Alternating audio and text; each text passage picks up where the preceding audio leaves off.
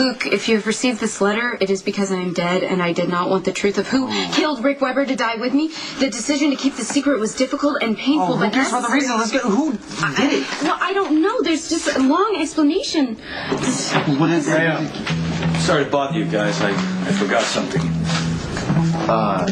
Do you always just like walk into people's houses? Oh, I'm sorry. It's just that I lost my PDA. I think over here, and I was sitting over here. Buddy, what's this letter you got here?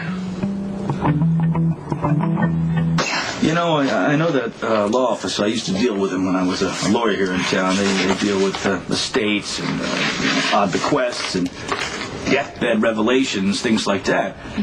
Listen, if you want some free legal advice, let me no, that's okay. You sure? Because it's not bad news. You look a little upset. You know what it is? You know what it is? It's Alan's will. He left something for Luke, which is weird, but it's, probably because he married my mom. It's probably sympathy money. Oh, well, now you said that. I didn't. Your mother is a bit of a... Well, no offense. No, okay? none taken. So, you got your PDA?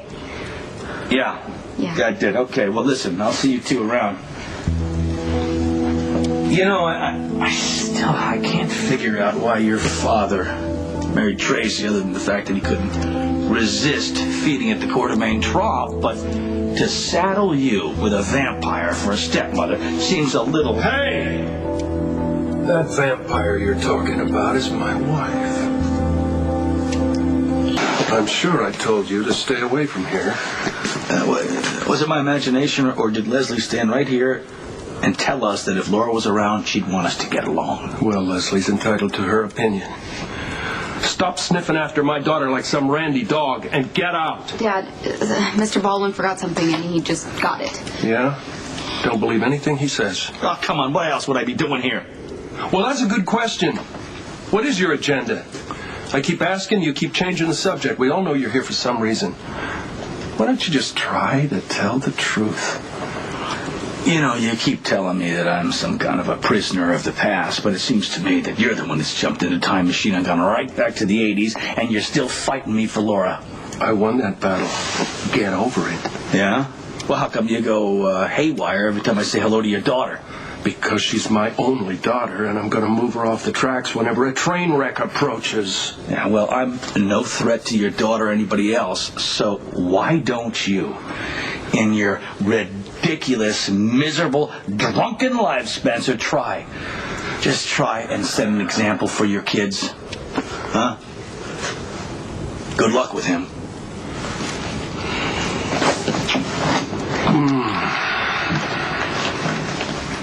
Bill Bird, you two. You got it. Leaving. What is that?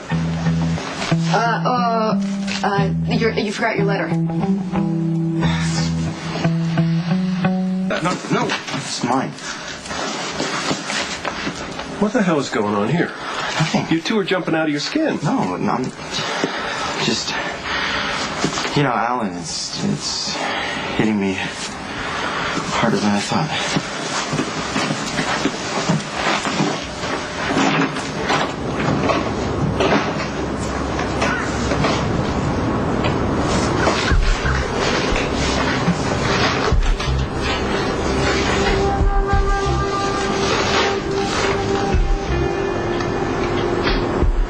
The person who killed Rick Weber was Scott Baldwin.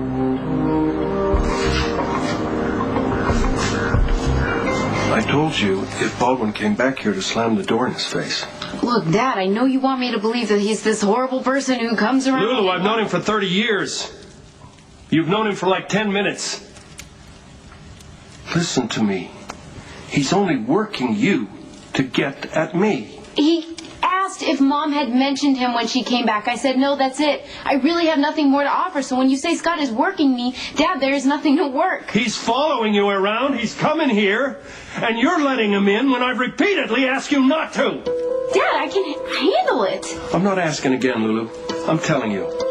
Stay away from him.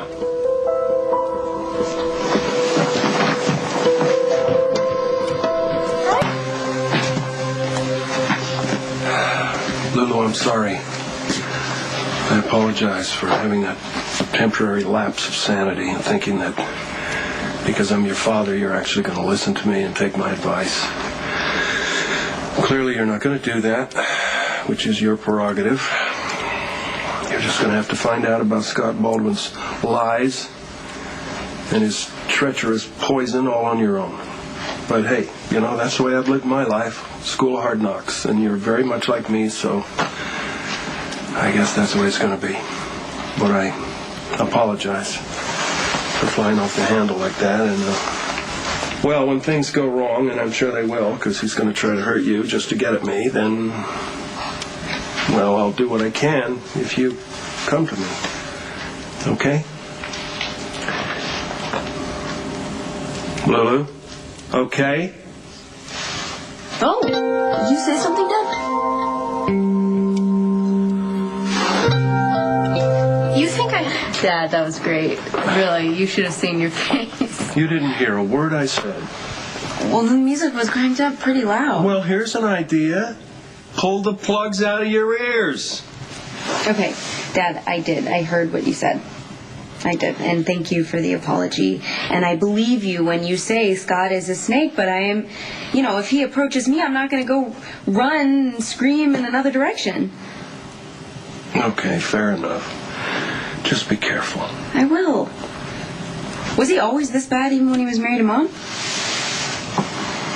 Well, I don't know. Yeah. No, well, I don't really know. They married too young. You know, your mother was so full of life and excitement and possibility, and that threatened him. He tried to stifle her, and then I blew them apart. And he's always been bitter and angry about that, and I guess you can't really blame him. But as time went on, he turned into a poisonous loser. I mean, if he wants to take it out on me, fine, bring it on. But I just hate the thought that he's willing to use you or anyone else in the family to get to me. This is the first time you've talked about Scott like he's a human. Human is stretching it. Seriously, Dad, why do you hate him so much? We hated each other from the first moment we met, really. But more recently, I guess it's because he thinks that I'm responsible for Laura's illness. And maybe he's right.